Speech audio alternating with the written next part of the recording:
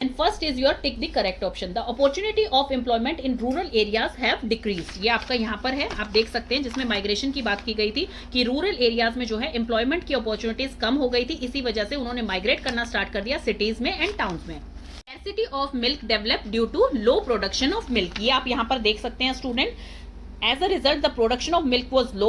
Moreover, poor supply system created a scarcity of milk. तो scarcity of milk किस वजह से हुई थी?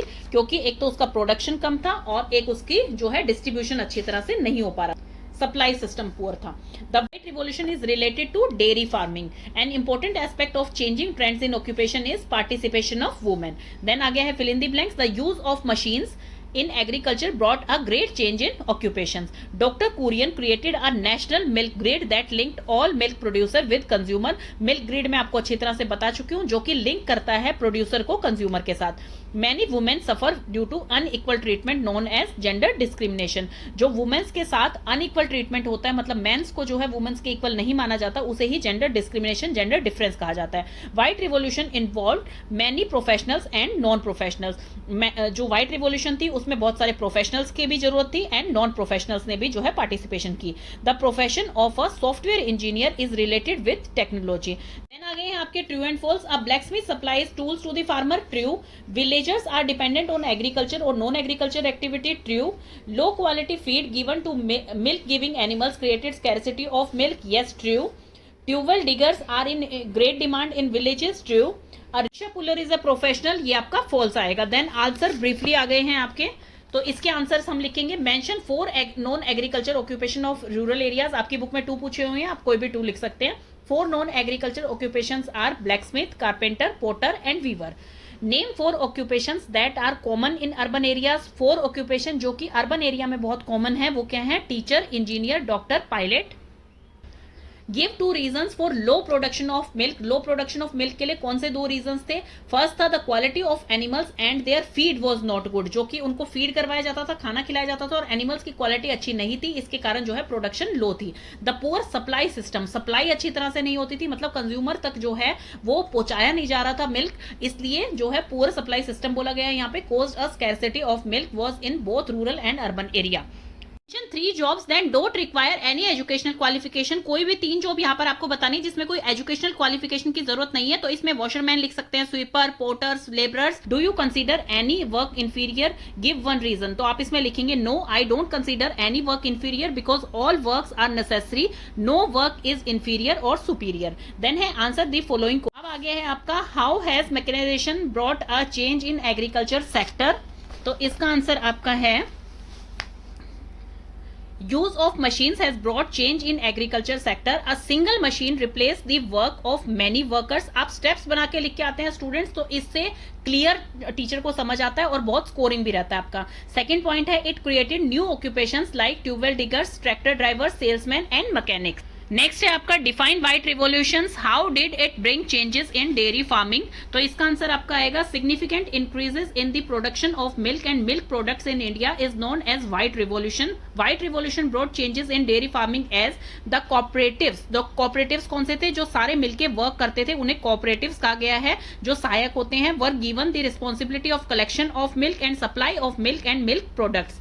The cooperative worked efficiently that soon India, a milk deficient country, become the largest producer of milk in the world. Point है white revolution involved services of many people like scientists, dairy farmers, mechanics, truck drivers, etc. तो इसमें ये answer था इसका कि white revolution की definition क्या है, वो ये डेफिनेशन है. How did it bring changes in dairy farming. ये डेयरी फार्मिंग में कैसे चेंज लेके आई, तो इसमें ये आप 3 स्टेप्स बताएंगे.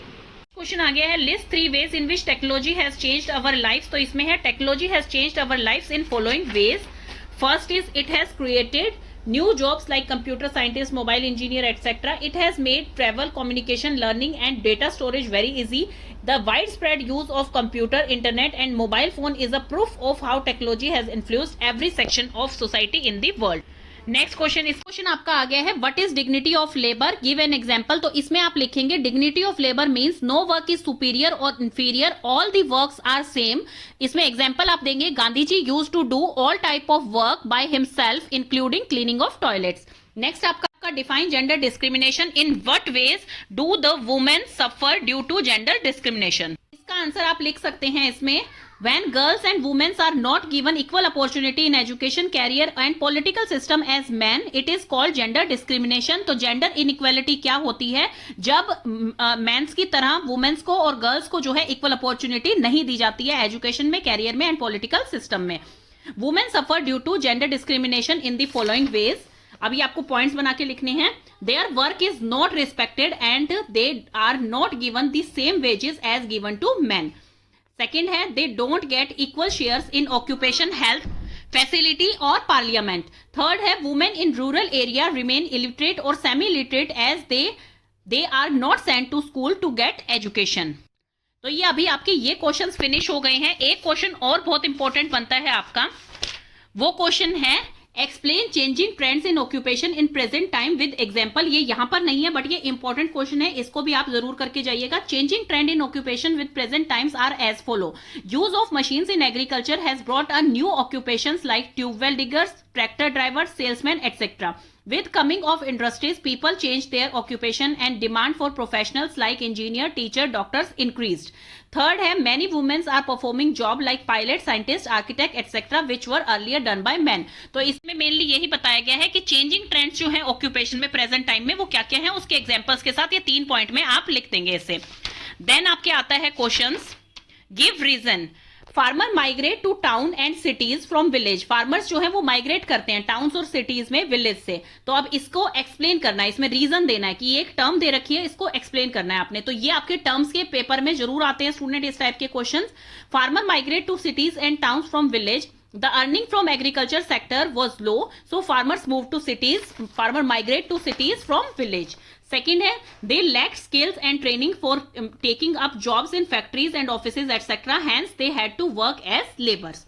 Second है इसमें या फर्स्ट हमने बता दिया, इसको एक्सप्लेन कर दिया कि फार्मर्स जो है माइग्रेट क्यों कर रहे थे टाउन्स और सिटी में विलेज से. क्यों कर रहे थे? क्योंकि एग्रीकल्चर जो था उसमें अर्निंग कम हो गई थी. एंड सेकंड जो था कि उनके पास कोई स्किल नहीं थी, कोई ट्रेनिंग नहीं थी कि वो ऑफिसेज में, फैक्ट्रीज में जॉब कर पाए, इसलिए उन्हें लेबर का भी काम वहां पर करना पड़ा.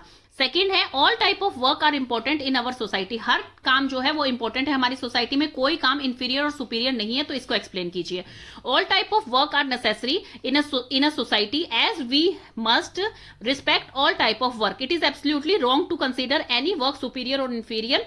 सेकेंड है ये एग्जाम्पल के तौर पे बता रखा है कि father of our nation Mahatma Gandhi ji also use to do all types of work including cleaning the toilets.